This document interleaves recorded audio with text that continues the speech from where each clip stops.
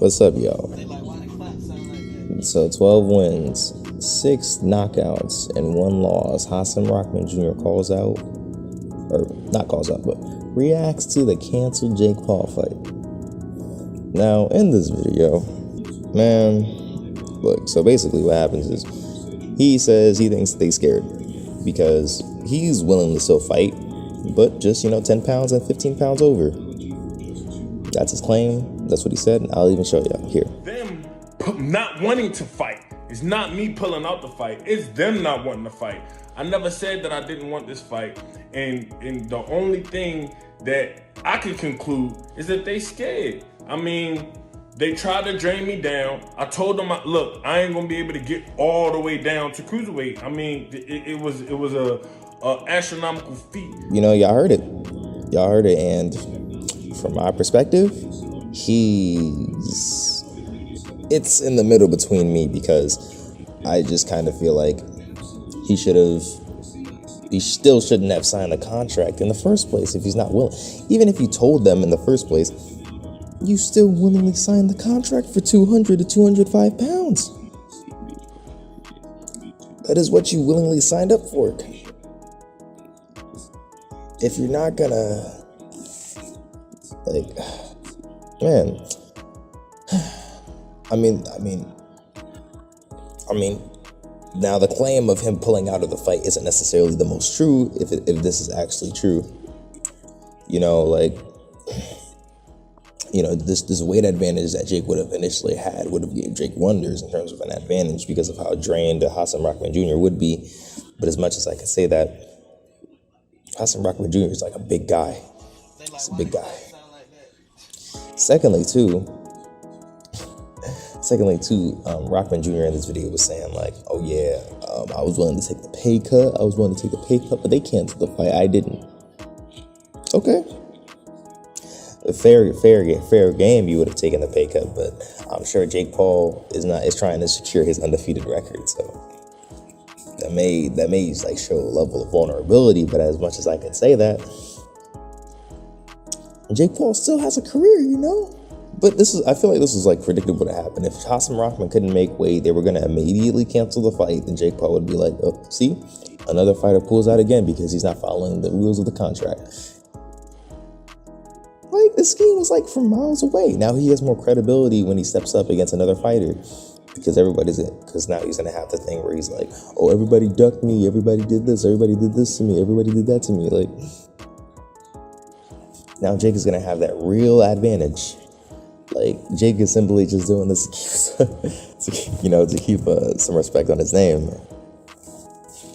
Come on. They were not gonna let Jake go in there with a 215-pound Hasim Rahman Jr. This is only for credibility purposes. That's it. And the worst part is I don't know. I feel like Hasim, since this was Hasim Rahman's natural weight, he would have had to lose a lot of his water weight. He would have had to lose a good amount of it. A good amount of his water weight, man. And with that amount of water weight that he would have had a loss, he would have been a zombie. He would have looked like Chris Bird against against that one light heavyweight guy. I forgot his name, but Chris Bird got destroyed in that fight. He got destroyed. That's like a heavyweight grinding himself to light heavyweight. Nah, bro, that's not good.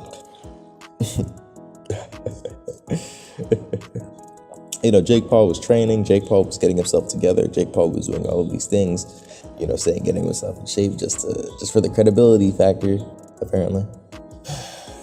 I mean, I'm not surprised that the situation happened between Jake. I feel like this fight would have been way too risky, and I don't think he's 100% confident of his own ability to fight him.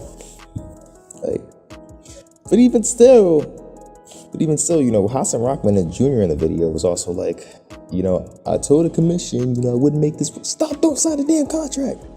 What's wrong with you? If you knew you couldn't make weight, of course this fight was gonna happen, bro. That's your fault. That's just your fault. That's literally your fault, man. That is your fault.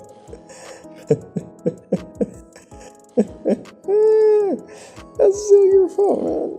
So you're fine. He was close. He was pretty close to the weight limit. So, you know, the promotion is responsible for immediately canceling the fight in the first place. But let's just say most people believe that Hasim Rahman was scared of Jake Paul. That would leave him a lot of credibility for his next opponent. That intimidation factor would be very important. I feel like if Jake Paul truly wanted to fight him and truly knew that he would beat him and truly felt positive about the sparring sessions, he would have taken this fight still. He would have still taken this fight. He would have been like, okay, bet, let's go. But apparently the MSG sales are very poor. Ugh, damn. I kind of had a feeling throughout this whole entire session that this fight may not happen. Which is inconvenient per se. It's not good.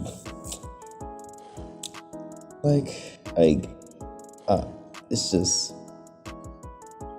I feel like from the beginning it was sort of like an entire mess because you had a guy who weighed in 260 at one point going down almost 30 pounds from the point where he was fighting to make this weight. Like Hasim Rahman Jr. has made it to 211 pounds before, so I'm not really surprised by that. But Hasim Rahman Jr. would really be drained if he drained himself down to that certain type of weight.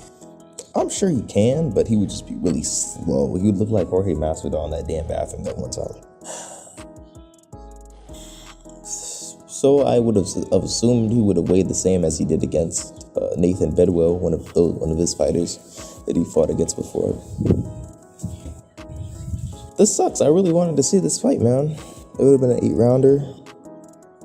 Hasim Rahman is not the best fighter. He's not the most good in terms of skill. He's not the most fluent fighter, I'll say.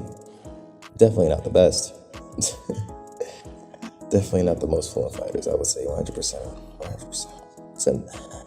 And losing wise, this would have been a drastic fight for Jake. This would have been a drastic fight for Jake if he managed to lose this, or if he took this fight actually. You're going from fighting a YouTuber to fighting an actual boxer who's 12-1, you're 5-0. Who's so much bigger than you too. Like Hasim Rahman Jr. is a big guy.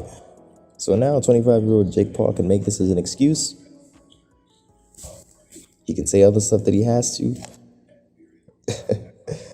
And he has a lot more bragging rights now, but oh well, really. And one thing is for sure, right? This Tyron Woodley fight was not a split decision. All right, so let me know your opinions in the comment section below. Let me know how y'all felt about the situation. Thank you for watching. Goodbye. Hit the notification bell too.